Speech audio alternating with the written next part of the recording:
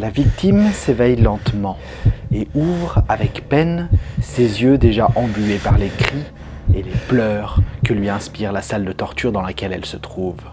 Monsieur le méchant tueur se tourne vers sa table à outils et en décroche un petit cutter dont il sort 2 centimètres de lame. Sans aucun préambule, il s'approche de Madame la victime et, en revérifiant ses liens, approche doucement la lame de son visage. Madame la victime s'agite alors à tout rompre, mais c'est sans espoir. La mort approche. Et quelle mort! Monsieur le méchant tueur décide en premier lieu d'obliger Madame la victime à regarder sa propre souffrance, et pour cela, il commence à lui décoller une paupière, ce qui ne manque pas de faire trembler fiévreusement la victime. Une fois bien décollé, Monsieur le méchant tueur, en tenant fermement le cutter, entame lentement cette paupière tremblante et voulant échapper à tout prix à cette barbarie. Monsieur le méchant tueur cisaille la paupière avec son cutter tout le long de l'arcade, comme on coupe du jambon. Madame la victime pousse un cri d'affreuse agonie, mais Monsieur le méchant tueur avance ostensiblement dans la chair fragile sur laquelle il tire pour ne pas faire une coupure trop nette. Le sang coule alors doucement et colore l'œil que le tueur ne prend pas la peine d'éviter de ses phalanges monstrueuses. Cet œil même, à travers lequel Madame la victime commence à voir un voile rouge, dansant comme des flammes et lui brûlant la rétine.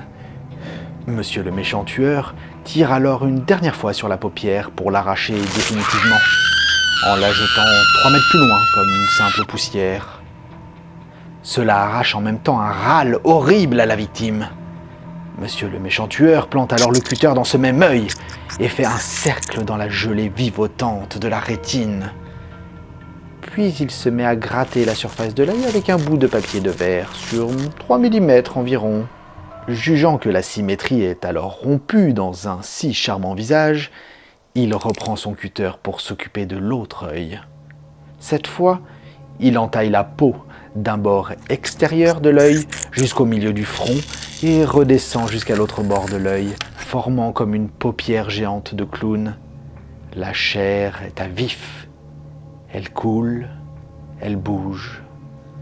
Monsieur le méchant tueur enlève toute la peau, ainsi que la paupière. L'arcade aussi est à vif. Ça gicle.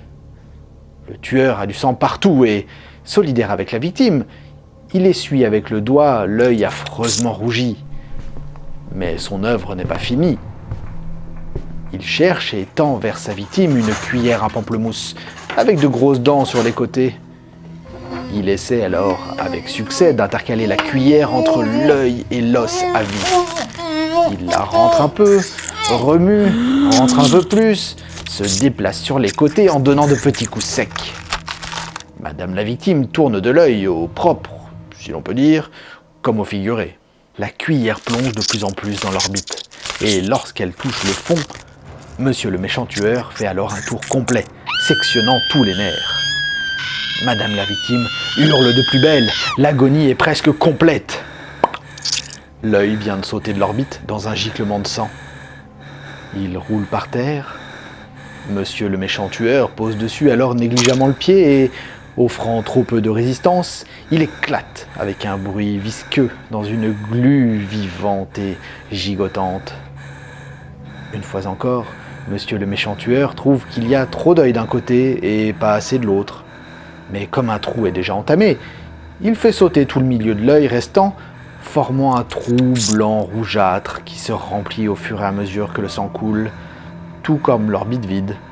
Par ironie, il dit enfin: « Tu vois, en voulant jouer les héroïnes, tu t'es mis le doigt dans l'œil. Et ben moi aussi !» Et il lui enfonce le doigt dans l'orbite jusqu'au cerveau.